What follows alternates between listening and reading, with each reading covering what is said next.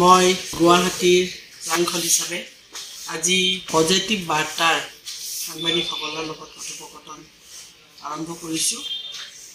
তেখেতসকলৰ এই এটা মেছেজ বিচাৰিছে, যিটো মেছেজে মই ভাবোঁ অসমৰ লগতে ভাৰতবৰ্ষখনক কেনেকৈ সুন্দৰভাৱে আগুৱাই নিব পাৰি তাৰ এটা বাৰ্তা তেওঁলোকে মোৰ পৰা বিচাৰিছে। মই ভাবোঁ যে ভাৰতখন সমৃদ্ধিশালী, ঐতিহ্যপূৰ্ণ আৰু ৫,০০০ বছৰ পুৰণা এটা সভ্যতাৰ আমাৰ এখন দেশ। ইয়াত বহুতো জাতি জনগোষ্ঠীয়ে বাস কৰে আৰু অসমতো বিভিন্ন জাতি জনগোষ্ঠী সকলোৱে আমি একতা দোলেৰে অতীতৰ পৰাই বসবাস কৰি আহিছোঁ।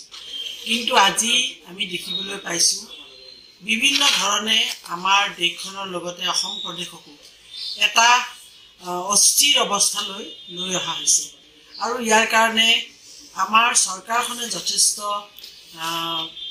কাম কৰিছে, ব্যৱস্থা গ্ৰহণ কৰিছে। আমাৰ অসমীয়া জাতিটোক যেন কোনো ধৰণৰ বিভেদ আনিব নোৱাৰে। অসমীয়া জাতি যিসকল আজি পাহাৰৰ ভাইসকল আছে, ভৈয়ামৰ ভাইসকল আছে, সকলোৱে লগ লাগি আমি ভালকৈ আগবাঢ়ি যাব পাৰোঁ। তাৰ বাবে ডেভেলপমেণ্টৰ প্ৰয়োজন আছে। তাৰো কাম আমাৰ মাননীয় মুখ্যমন্ত্ৰী ডাঙৰীয়াই কৰি আছে। প্ৰধানমন্ত্ৰী তেখেতে আমাক অসমখনক অতি মৰমেৰে চাইছে। অসমখন অতীজৰে পৰা একতা দোলেৰে ভাতৃত্বৰ বোধেৰে আমি বসবাস কৰি আছোঁ। কিন্তু কিছু ৰাজনৈতিক দলেও আৰু কিছু জাতি জনগোষ্ঠীয়ে অসমখনক মাজে মাজে অস্থিৰ কৰিব খোজে। মই ভাবোঁ তেওঁলোকক আমি বাধা দিয়া উচিত।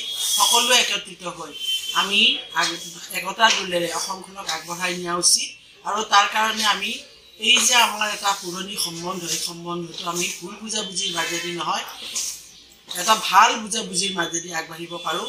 সেইখিনি চেষ্টা আমি ৰাজনৈতিক দলৰ লগতে অসমৰ সমূহ ৰাইজেও যেন এই প্ৰচেষ্টা কৰে, তাকে মই কামনা কৰিলোঁ।